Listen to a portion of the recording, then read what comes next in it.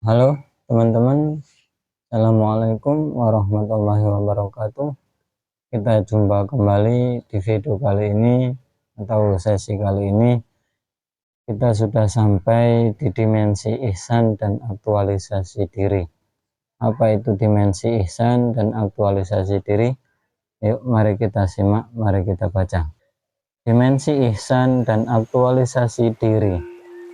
Tuhan memberi contoh praktis pada seni bela diri dan berbagai cabang olahraga bahwa ketajaman intuisi dapat terbentuk melalui pengetahuan yang benar dan pelatihan intensif, serta adanya instruktur yang ahli.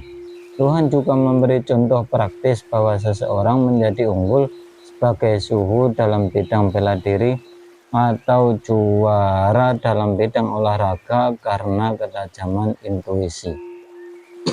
Ketajaman intuisi dalam konteks ini dapat dilihat dari kemampuan sang suhu atau sang juara memprediksi respons lawan setidaknya 3 langkah ke depan dan mengantisipasinya. Setiap suhu maupun para juara memiliki pengetahuan dan pengalaman dengan standar yang sama. Yang membedakan adalah ketajaman intuisi pada saat bertanding. Oleh karena itu, seseorang tidak bisa menjamin dirinya menjuarai seluruh turnamen, sebab tergantung pada ketajaman intuisinya saat bertanding. Boleh jadi pada turnamen A, dia sedang dalam kondisi yang sangat tajam melebihi ketajaman intuisi lawannya, hingga dia juara. Tetapi di turnamen lain dalam kondisi yang kurang, maka dikalahkan lawan yang pernah ia kalahkan. Demikianlah saling berganti menjadi juara.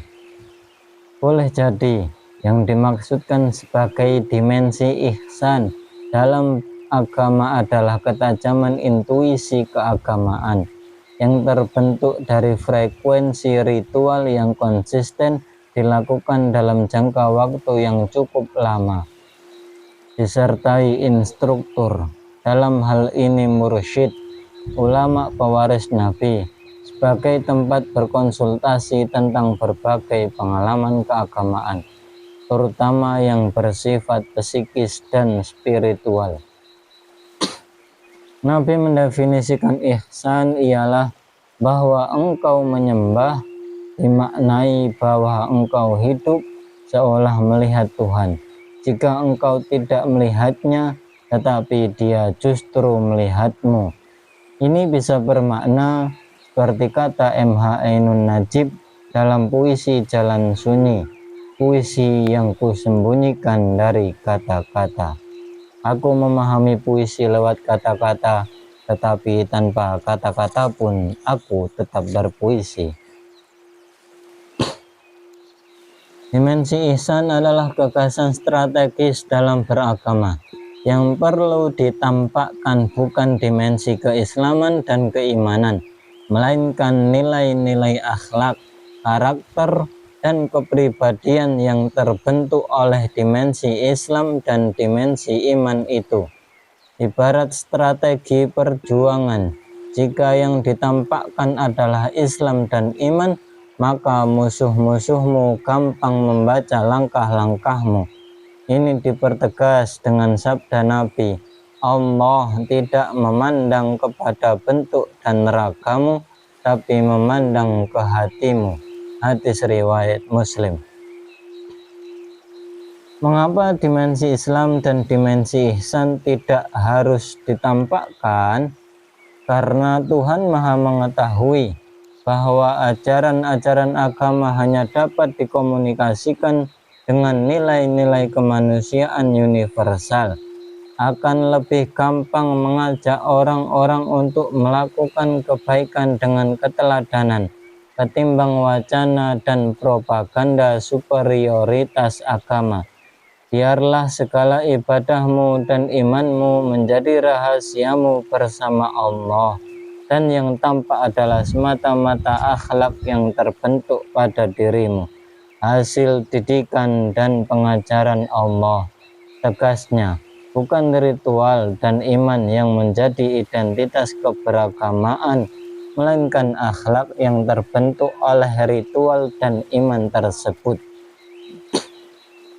Ketajaman rasa dan intuisi keagamaan menjadikan sikap keberagamaan atau religiusitas diekspresikan dengan cara yang indah lantaran berangkat dari ruang yang memberi perspektif untuk melihat segala sesuatu secara langsung, apa adanya, tanpa rekayasa pikiran serta hasrat ego. Ini merupakan akibat dari harmonisasi potensi-potensi intelektual, psikis, dan spiritual melalui tauhid. Barangkali ini yang hendak ditegaskan oleh Tuhan dalam Quran surat Al-Hijr ayat 99. Dan sembahlah Tuhanmu hingga datang bagimu al-yakin, hingga kamu mencapai taraf intuisi di mana kehidupan terlihat sebagai orkestra di mana Tuhan sendirilah dirijennya. Pengenalan seseorang terhadap dirinya dan peran yang harus dimainkannya dalam orkestra kehidupan, apalagi dirijennya adalah Tuhan sendiri, menjauhkan seseorang dari sikap formalistik. Perilaku yang ditampakkan tidak hanya benar, tapi juga indah. Sikap formalistik ialah perbuatan yang dibuat-buat dan tidak tulus. Dalam kitab suci, Tuhan menegaskan bahwa agama harus tulus hanya kepada Tuhan. Tidak boleh ada tujuan lain dalam beragama selain Tuhan.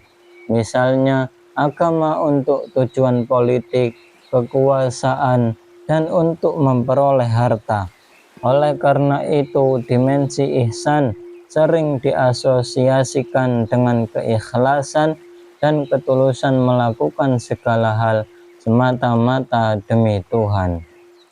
Pada tahap ini, dengan ketajaman rasa dan intuisi keagamaan, seseorang akan dianugerahi kemampuan mendeteksi kehendak Tuhan, sehingga berhak memberi pemaknaan terhadap wahyu dari Tuhan atau ayat-ayat dalam kitab suci. Ini berarti berbicara tentang syariah, bukan pada dimensi Islam, bukan pula pada dimensi iman, melainkan pada dimensi ihsan. Jika benar bahwa jenis hukum dalam kitab suci ada 5, yakni wajib, sunnah, mubah, makruh, dan haram sebagaimana pandangan para ahli usul fikih, maka hanya mereka yang memiliki ketajaman rasa dan intuisi keagamaan yang mampu menangkap kehendak Tuhan dalam ayat-ayat tertentu mengenai hukum-hukumnya. Syariah hanya boleh dibicarakan dalam dimensi ihsan karena hukum-hukum agama tidak boleh dilepaskan dari nilai-nilai akhlak dan moralitas yang digariskan dalam ajaran agama. Boleh jadi sesuatu yang tampak dari perspektif hukum formal hanya sekadar anjuran, tetapi dari perspektif etika menjadi wajib. Misalnya menyeberangkan orang tua atau difabel ke seberang jalan, hukumnya adalah anjuran, tetapi secara moral dan etika wajib bagi setiap orang. Demikian pula sesuatu yang mungkin secara formal hukumnya boleh dilakukan, tetapi secara etis justru merupakan larangan. Misalnya, perintah agama yang mewajibkan untuk memerangi tetanggamu yang kafir, tetapi secara moral justru dilarang. Moral harus tegak dulu dan hukum akan berjalan dengan sendirinya. Demikian pembacaan subbab tentang atau subtema tentang dimensi ihsan dan aktualisasi diri. Di video berikutnya kita akan memasuki bab 2, fikih dalam struktur pengetahuan Islam, memaknai hadis Nabi secara proporsional. Selamat jumpa kembali teman-teman. Jangan lupa terus dukung channel ini dengan cara subscribe, tonton sampai selesai, kemudian kasih like atau kasih komen. Kemudian apabila dirasa video ini sangat bermanfaat, silakan dibagikan. Mudah-mudahan ada manfaatnya. Terima kasih, kita jumpa kembali. Assalamualaikum warahmatullahi wabarakatuh.